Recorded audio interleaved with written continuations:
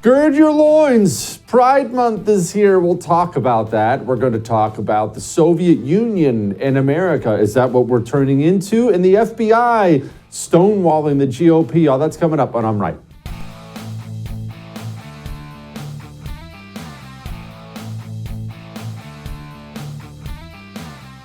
Okay. All right. Get ready. Gird your loins. All right. Batten down the hatches. It is May 31st. That means tomorrow is the beginning of June, the beginning of what is now very sadly known as Pride Month here in America. We are going to get through this together. It's going to be obnoxious. I highly recommend, unless you're watching the first, you just turn the television off, take your phone and just throw it into the ocean somewhere, just disappear, get off the power grid somewhere, go to the mountains, because it's going to be unbearable this year. Now, we're going to do something a little different. Rather than just cover everything, we're going to discuss a bit of the why. Why do corporations do this, especially now? Because tomorrow you're going to wake up and everything from Nickelodeon to NASCAR is going to be waterboarding you with rainbow propaganda. But now you have numbers out now. You know that Target shares, they're at a 52-week low. 52 weeks. 52-week low for Target because of all the Pride stuff. Bud Light has been the number one beer in America, which is really sad. But Bud Light's been the number one beer in America for ages. It was just always the number one. If Bud Light sales go down anymore, they're going to get knocked off of the number one spot. That's stunning. Okay, so why is it going to be so bad tomorrow? I don't understand. Jesse, you said it's going to be bad tomorrow, but then at the same time, you pointed out all the money these corporations are losing. Jesse, help me make sense of it. Well, let me help you make sense of it. There's a reason, many reasons actually, that corporations in America now waterboard you with endless crap all the time. Are we black enough? Are we gay enough? Are we pro-women enough? Climate change? There's a reason this stuff has come, many reasons. One of the main culprits is HR. HR departments in the United States of America are almost always populated by single liberal white women. Well, HR departments determine the training your company goes through, who comes in, who gets fired. The HR department, you hire committed communists and then wonder why your company changes over time. So that's a big reason. Another big reason is we've allowed the communists to control the American education system for decades. They've controlled the education system. Well, if you're churning out 4 million new college graduates a year, give or take, that's always roughly what it is, those kids are going somewhere. Where are they going? They're going into the work world. They're going into the work world with a purpose. Okay? So what happens?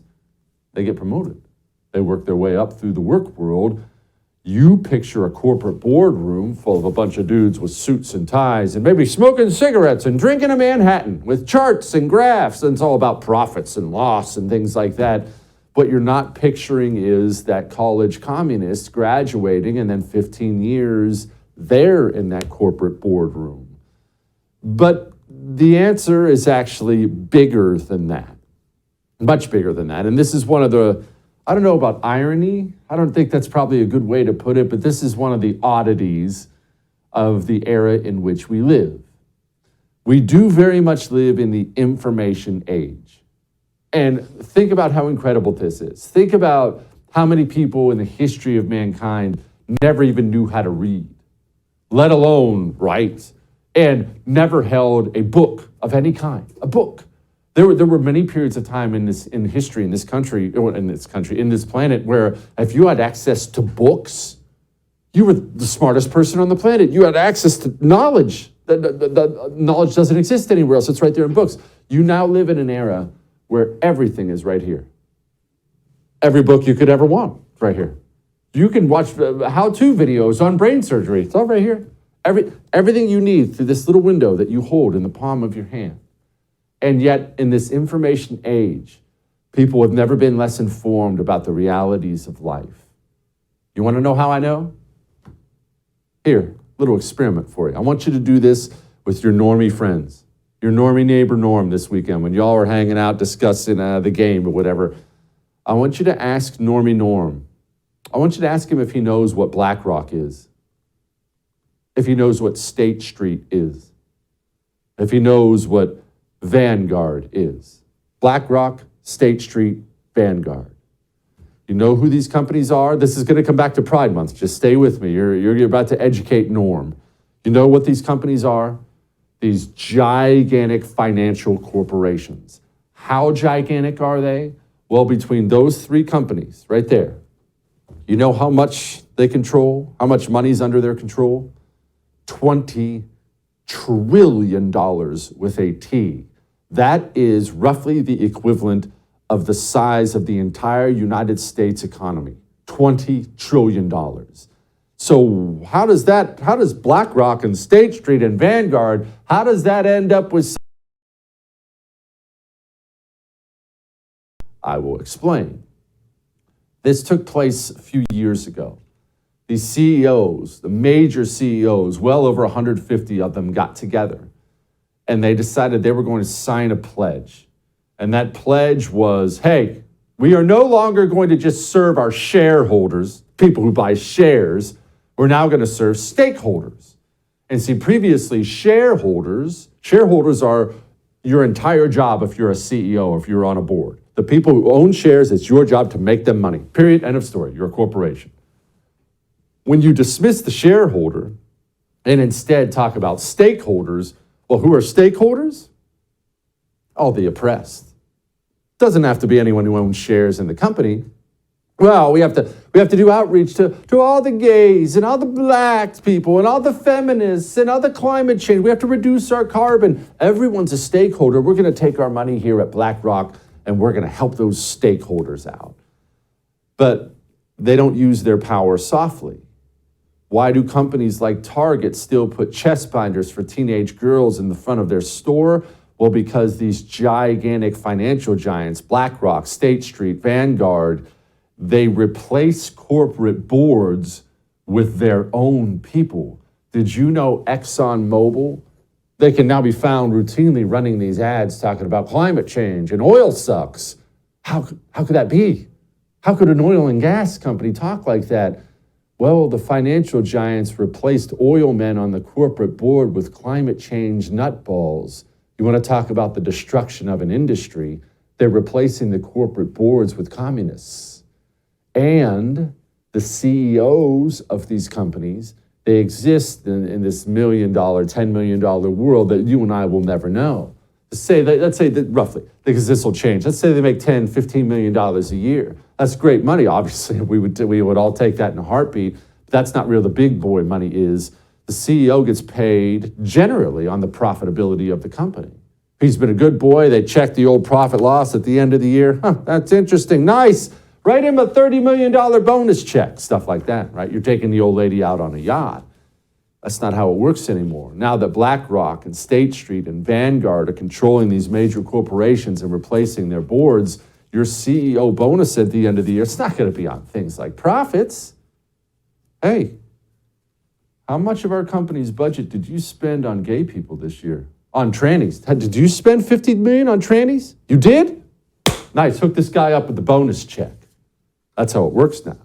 Why do you see these CEOs run to the camera? They can't run to the camera fast enough to talk about Black Lives Matter. Why? Because the CEO's big fat bonus check at the end of the year is no longer determined by that profit loss sheet. It's determined by just how communist he is. But you see your normie neighbor Norm, he sees all this stuff and he complains about Pride Month and he doesn't like it and he wants it to stop, but he's never even heard of BlackRock or State Street or Vanguard. And yet these corporations, we're going to talk to James Lindsay about this in a little bit, these corporations, they run it like a cartel. That's what it's like. It's like organized crime. James talks about this all the time now. It's like organized crime. The businesses, the corporate world in America, because of the communist financial giants, are incentivized to pour poison into your eyes and ears. That's why you're going to see what you're about to see starting tomorrow on Pride Month. And that may have made you uncomfortable, but I am right. We'll talk to my buddy Dave Rubin about Pride Month and other things in just a moment. Before we do that, let's do this. Let's talk about our dogs. Why is dog food brown? You ever wondered that? It's all brown, isn't it? All of it's brown. Why is it brown? Does it make sense? Well, it makes total sense if you understand that dog food is all dead. They kill everything in it, and dead things are brown. Dead leaves are brown. What color are live leaves? Green. You get rough greens because it's a nutritional supplement. You pour it on your dog's dead food, and you'll watch your dog get healthier and live longer than you could possibly have imagined. Dull coat, lethargic dog, bad breath, digestive issues. Start giving your dogs vitamins, minerals, probiotics, omega oils for the first time and watch the difference in your dog and keep him around a lot longer. Go to roughgreens.com/Jesse. roughgreens.com/Jesse. That gets you a free Jumpstart trial bag. We'll be back.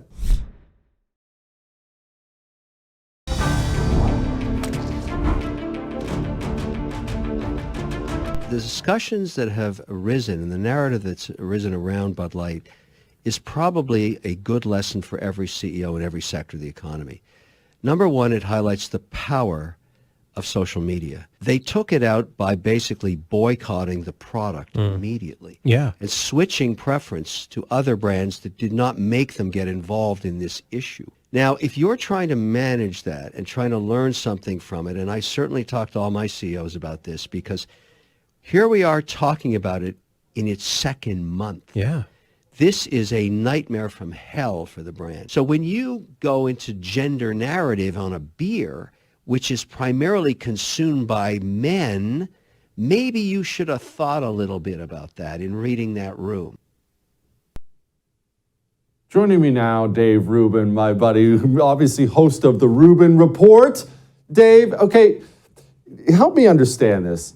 Because you think about a brand like Anheuser-Busch and Bud Light and things like that. Obviously, these corporations do a bunch of things I don't like, you don't like, no one likes. But I do think there are smart people that work there, lots of them. I mean, these are people who got 4.0s in schools and went to places like Yale, right, Dave? I mean, they do sit around and discuss these things. I sense sarcasm, Jesse Kelly. Look, first, let's give the devil his due here. The woke, when they infect a system, they destroy that system wholly, and they have consistently done that with virtually everything they've touched.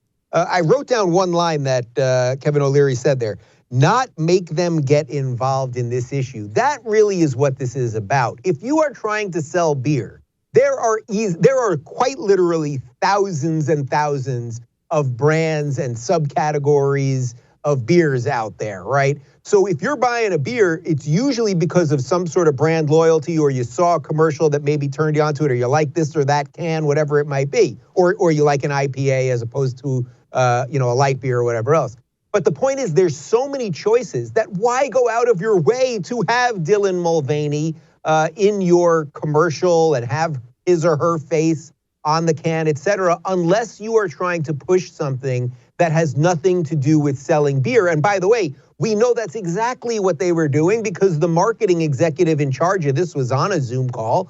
You may have played it on your show. We played it on mine, where she basically said, look, we don't really like the frat boys who are drinking our beer, and we want it to be a more diverse beer, and that's why we're doing this. Except the point, as Kevin is making, dudes drink beer. And if you don't like the people who are buying your product, you should probably get another job rather than switching how the marketing of the product is going. Dave, here's the CEO of Target, Brian Cornell. I found this interesting.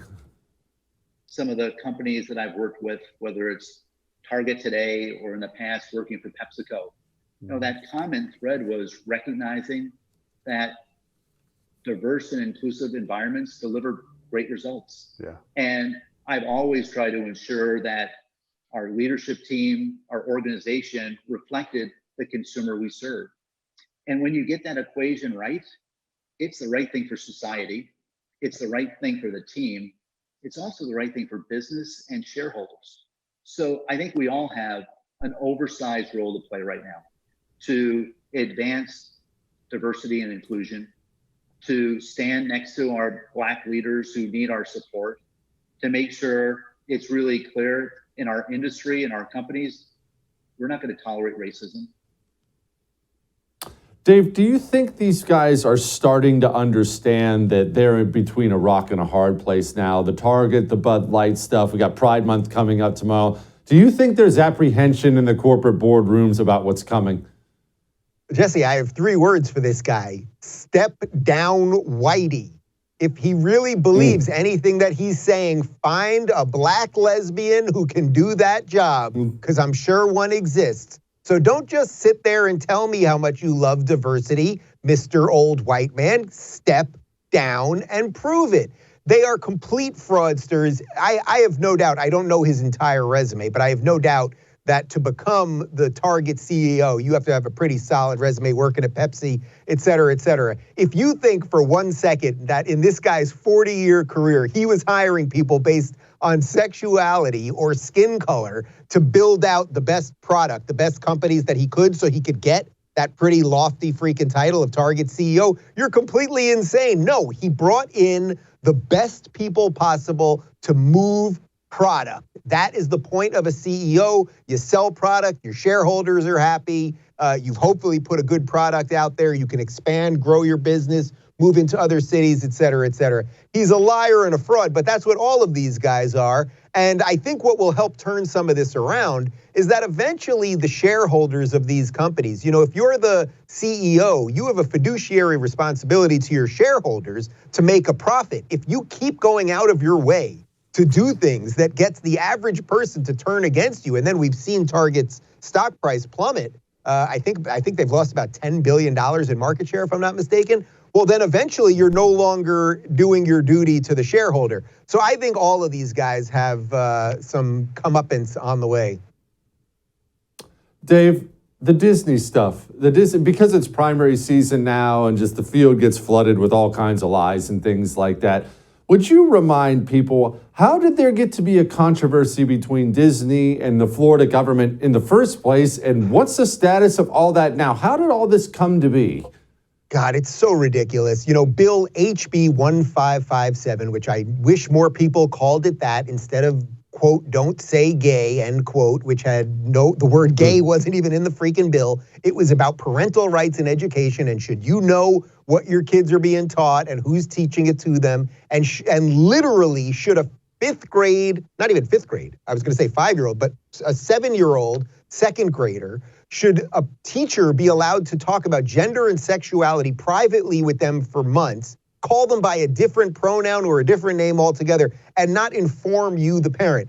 Jesse, I know that you and I are roughly the same age. Back in our day, if you're in 5th grade, right, and they wanted to take you to the zoo, you'd have to have a parent sign a form. They couldn't just take you to see the zoo. But somehow we have 3rd grade teachers talking to kids about chopping their genitals off, and that's okay. Anyway, Disney fully backed this nonsense, and DeSantis did what a good conservative would do, which is occasionally use state power for the right reasons. And all he did was take away Disney's special privileges that they had. So in other words, Disney had tax breaks and all sorts of special regulations around their properties that SeaWorld did not have, that Universal Studios that did not have, Gator World. I mean, these are other things that are in the Orlando area. And all he did was make it an even playing field. So it's really funny to watch some of these conservative, quote unquote conservatives, like Chris Christie and Mike Pence and all these other people, and Nikki Haley, who I like Nikki, but it's like, what are you saying? That the government shouldn't make it an even playing field for people? He took away crony capitalism. I would say these people at this point are more corporatists than they are conservatives. What's Gator World, Dave? That sounds awesome. I want to go to Gator World. What's Gator World? Awesome. I don't even know if Gator World is still going. I haven't been there since I moved back to Florida, but I was in Gator World when I was about 12. When I was about 12 years old, my parents took us to Disney. We went to Gator World, and this can't still exist, but they literally had a giant tank full of gators. They had a chicken wire going across the thing with live chickens hanging from their feet, and the gators were coming out, crushing them, blood, bones everywhere. It was awesome. That love this sounds state. sick. You're right. You're right. There's no way that's still allowed these days. What a better time we grew up in. It was so Dave great, Rubin, so thanks, great. buddy. I'm doing that in my backyard over my pool now. You come on anytime. I'll be down next week. Thank you, brother. See you, man. Gosh, that sounds sweet. What a better time it used to be in this country. All right. The FBI pushing the GOP around again. Talk to Julie Kelly about the latest and greatest when it comes to all that. Let's talk to you about something real quick. I know there's all kinds of things to stress about these days. I get it. You wake up and you look at the news and everything sucks. It will make you feel better if you just start making preparations. Preparing for what? I don't know. You need to get a weapon. You need ammo. You need to make sure you have a way to access clean water.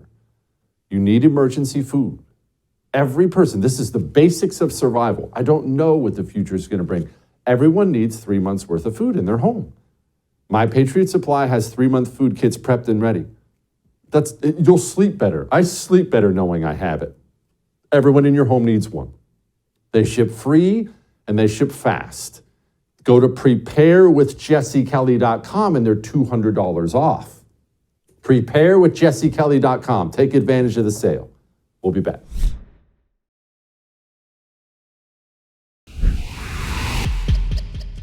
Well, there's all kinds of good news and all kinds of bad news today. Let's get some good out of Julie first before we get to the bad out of Julie. Whatever, it is what it is. Julie Kelly joins us now, author of the book January 6th. She writes her stuff at American Greatness, which is really, really, really good, by the way. Okay, Julie, you have a little bit of breaking news specifically pertaining to you today and Kevin McCarthy. What happened? So first, let's just take a step back. I'm always the one with the bad news. So this is refreshing to have some good news, especially to share with you. Yes. I was contacted by Speaker McCarthy's office several weeks ago. They granted permission for me to access the thousands of hours of CCTV. This is the surveillance video that DOJ has kept under wraps under protective orders, not just from the public, but also from defendants and defense attorneys. So I was able to access those videos. I will tell you, it is overwhelming. There are close to 2,000 cameras in the system with multiple angles and coverage over a few days. So I've only begun to scratch the surface of looking at certain timestamps and certain areas that I want to review. The other reporters who got access, John Solomon at Just the News, he will be breaking, I believe, the first set of new clips tomorrow on Thursday. And then the other reporter is Joe Hanneman at Epoch Times, who has done tremendous investigative work. So the three of us are sort of going to be working in tandem, rolling out these clips and giving context, of course, with stories and accompanying reporting on them. Julie, I think the answer is pretty obvious by now, but I guess I might as well ask the obvious question. Why didn't they just hand all these tapes over to begin with? Why all the secrecy, especially keeping it from defendants? That doesn't seem even legal.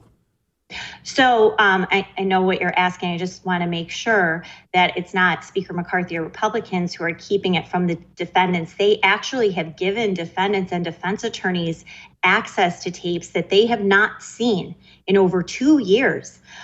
That is the question, though, Jesse. Why is the Department of Justice and Capitol Police, why have they worked so hard to keep the surveillance video under wraps? And I think that those questions will answer themselves as we roll out clips that the American people have not seen and give much greater context to the events of January 6th than what we've been told by the media, certainly by the January 6th Select Committee. And I think the American people are going to be surprised at what they see in this video and understand why the Biden regime wants to keep it under strict protective orders.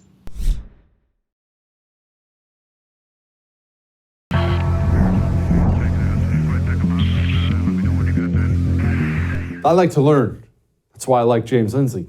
I learn things from him, and he's an anti-communist like me, and he talks a lot about Maoism and things like that. And sometimes people will come back at him and say, what are you talking about? That's too over the top. But no, it's exactly what we're seeing in this country. Joining me now, my friend James Lindsay. He writes books, The Marxification of Education, Race Marxism. I really love that one. Also, you can find his stuff at New Discourses. James, it's hard for many people to realize that we're not dealing with 1960 America anymore. It's not, well, Republicans and Democrats, and we're going to disagree on some things. We got some blue dogs here. It's just too much for many people to accept, isn't it? It's hard for people to accept that the world that they thought we lived in is not the world that we live in, and that to the degree that it was true, that the rugs have been pulled out from under their feet. Yeah, it's really hard for them to see that we're in a completely different situation now. Why are we in a different situation? Because like when I sit down with my parents, now thankfully my parents aren't that way, but let's say I sat down with my parents and I was trying to explain to them why, no, Mom, Dad, it's different now. How do I explain that to the older person who doesn't understand that he has committed communists who run his country now? Well, I mean, there's a lot of pieces to it, so it's not really easy. One of the first things that you should talk about, though, because the biggest sticking point that I find for folks is that they say, well, they can't possibly be run by communists if they're using corporations and banks to do what they do. So it's very important to point out that the Marxists of what was called the New Left, that were abandoning the old Marxist left in the 1960s, 1970s, became very attached to what they're going to recognize now as identity politics. But in the process, they very openly were rejecting the working class. They said that the working class had actually been stabilized and they'd become a counter-revolutionary force and conservative force because capitalism was allowing them to build a better life, a life that they liked, a life that they enjoyed.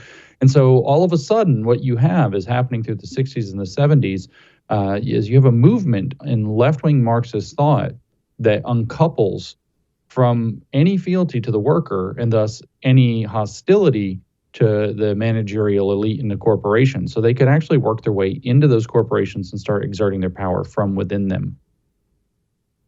Now, how did they pull this off, though, James? And I love that you've been talking about this a lot recently. I was breaking this down a little bit about BlackRock and State Street and Vanguard and how we see Bud Light do something stupid that costs itself its business. And we like that we're boycotting and all that stuff's good, but there's something bigger at play here. I love how often you talk about this. There's a bigger reason why the CEO of Anheuser-Busch sits down and puts a tranny on his beer can. Why does he do that? Well, what it's boiled down to is over the last 20 years, it started in 2003, and we could talk about stuff before that where, they infiltrated the long march through the institutions and so on, especially all levels of education, and created an entire managerial class that was going to be sympathetic to these kinds of views and soft to these kinds of views, or even actively pushing them through HR. But this kind of comes together, especially through the HR dimension, from a device created in 2003 at the United Nations. It's called ESG, Environmental, Social, and Governance Scoring for Long-Term Investment Funds. So virtually every stock out there has an ESG rating attached to it. And if they have good ESG scores, they can be listed in ESG compliant indices, and they get all these other kind of perks and benefits. There are these things I just learned about recently called sustainability linked loans, SLLs, that were developed in 2017. Where if you're playing ball with that regime, they give you better interest rates, they give you access to bigger lines of capital or lines of capital at all. And these mechanisms are being run through these gigantic financial institutions, which don't use their own money. They manage other people's money, trillions of dollars of people's retirement funds, and they're betting them on what's called impact investing, environmental impact, social justice impact. And the G stands for governance. How do you run your corporation? In other words, do you do it the way that they tell you to, so that they can put this top-down control over every corporation? So if Anheuser-Busch doesn't want to lose its ESG score, that S component is social justice. It's going to put Dylan Mulvaney on a beer can. And then when the public gets mad and boycotts them, they're going to stand up for Dylan Mulvaney, which they did not do. And guess what? They lost. They got put on notice. They got a letter from the Human Rights Campaign saying you didn't stand up. We're going to dock you on your corporate equality index unless you double down, and your ESG score will suffer. And guess what? That sustainability linked loan or those lines of credit or the people that they've placed on the board to satisfy the G score are all going to be really upset with you, and you're going to have a bad time. In other words, it's a cartel. It's a racketeering scam using the equivalent of a social credit score on our corporations to make them compliant to ESG. Okay, James, I'm glad that you break it down, but it seems so big and evil and nefarious. There's these big evil corporations on top forcing all this stuff down. So how do we begin to reverse it? All right, we've identified the problem. It's because Norm doesn't get it yet. We'll get back to him. How do we stop it? What do we do about that? Well, it's a racketeering hustle. So we bust it the same way you break any other racketeering scam. Some of this might actually be in violation of RICO, of racketeering law. So what you need to do is take people like the executives at Anheuser-Busch who are now on notice, and take people, and they've had this just happen to them, or people at the executives of Target who are flailing around having emergency meetings, or you name the corporation, any of these big corporations that's now getting put on this boycott notice, or even other ones, you haul them in front of House Oversight Committee. You hound the House Oversight Committee to start bringing these people in. You hound your senators. You hound your state attorneys general to start pushing to expose why is this happening. Because what you have to do if you want to get a cartel to break, if you want to break a racketeering operation, is you've got to get people in the middle to realize that their best deal is to make a bargain with you and to tell all they know, tell what's going on, and get themselves off the hook for participating in it. And then what you just do is you start chasing it up the chain, and eventually you get to the place where we can start doing some prosecutions, lawsuits, et cetera. If I were a stock owner in Disney, I would be very interested, for example, in pushing for fiduciary responsibility violation lawsuits. These kinds of things are going to put that pressure on them, and then the hearings are going to bring out the story. If you're an investigative journalist, you've got to pull out the story. Norm isn't involved in this, but these are the kinds of things that are going to happen. So we have to keep the Norm, what he does is he's got to keep the pressure on. He's got to keep Bud Light in between a rock and a hard place so that it keeps being shown that there's a reason that we need to investigate deeply and get the law involved. And then slowly but surely, we get a couple of corporations to flip, then you're going to get 10 to flip, then you're going to start breaking up the whole scam. James, so this can be done. Can this be done? Can it begin at the state level? And I say that because national politics, I have no faith in it whatsoever. No faith in the federal government, either party. Can states begin? States have a lot of juice. I think states is where a lot of the activity, especially at the present moment, and is going to happen. But that doesn't stop us from getting, say, the House Freedom Caucus or the House Oversight Committee or certain senators from holding hearings. Those hearings may not do anything in and of themselves at the federal level, but what they do is they get stuff on record, under oath, and they start getting that information out there that's going to be able to give the states something that they can bite into, get prosecutors and investigators something that they can get their teeth into, and really start to force the situation. Ideally, though, what you want to do is think of your average corporation in the United States as being under the pressure of the mob. And so you want to think, I detest, if your 15-year-old got told by the heroin dealer running the block he's going to sell heroin for him, you're not going to like your 15-year-old's behavior. You're not going to be happy with him. But the main thing you're going to want to do is figure out a way to get him out of the mob, or out of the gang, out of the mob, whatever it is, and protect him. And so what we've got to do is approach our corporations the same way. I like it. James, appreciate it, man. Come back soon. That's what we got to do. We got to start at the top. I know, look, hey, listen.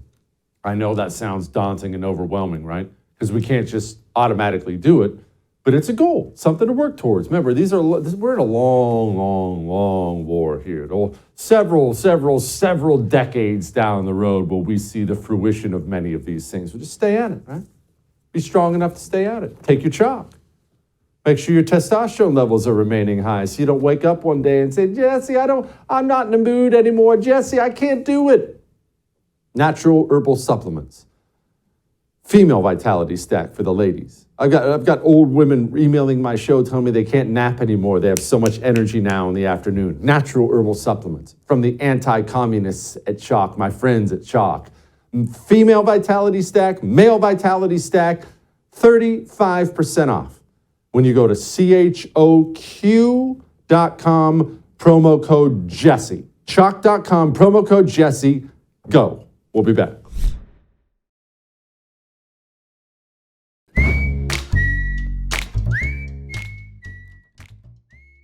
All right, it's time to lighten the mood. And before we lighten the mood, we're going to do something real quick here. What we're going to do is we're going to do a public service. And that public service is we're going to get you out of that timeshare you think you're stuck in. I know that you don't use it anymore. I know you're tired of paying the annual fees. I know you're tired of paying the special assessments. And I know you've called them. Hey, can I get out? You've probably emailed them too. Hey, can I get out of this thing? And they're telling you, nope, sorry, you signed the contract. Nothing we can do. Pay up, pay your money.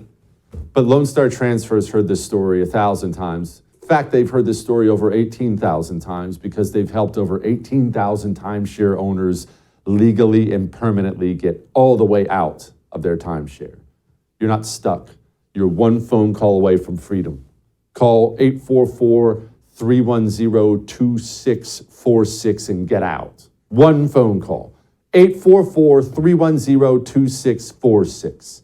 Now, as you know, I have a book coming out, The Anti-Communist Manifesto, which can be purchased at jessekelleybook.com.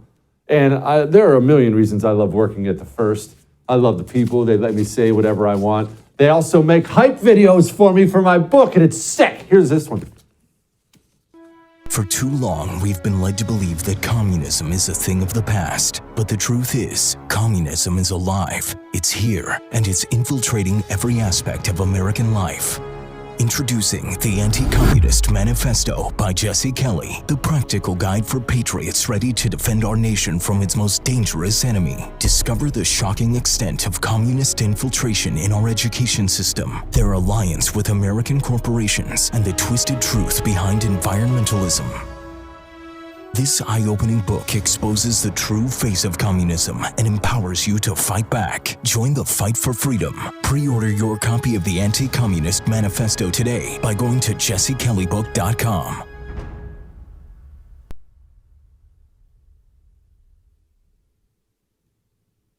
I like that guy's voice. That was a good voice. jessekelleybook.com. Go get you one. See you tomorrow.